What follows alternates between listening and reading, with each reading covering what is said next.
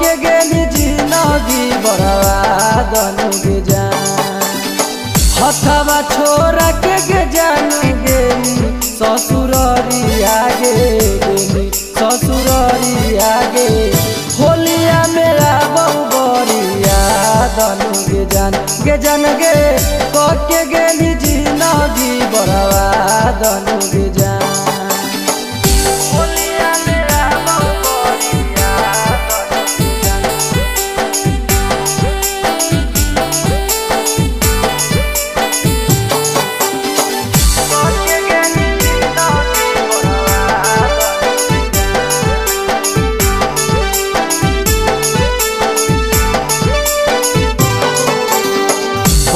याद आई गे जानू मीठी तोहर बोली आगे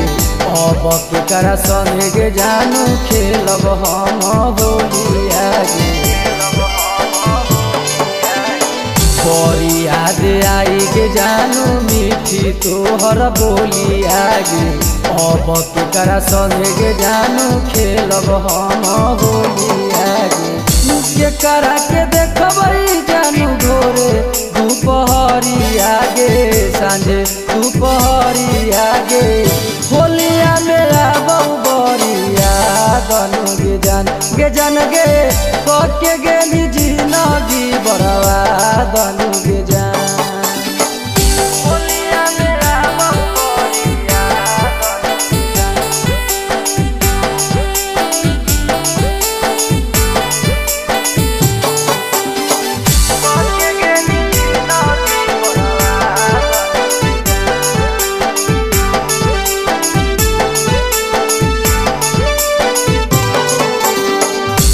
करा से कहवैया अपन दिलावा के बतिया गे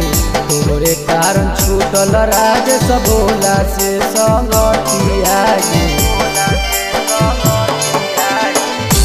करा से कहवैया अपन दिलावा के बतिया गे तोरे कारण छूटल अकल सबोला से संगठिया गे लग है कि प्यार के करो लग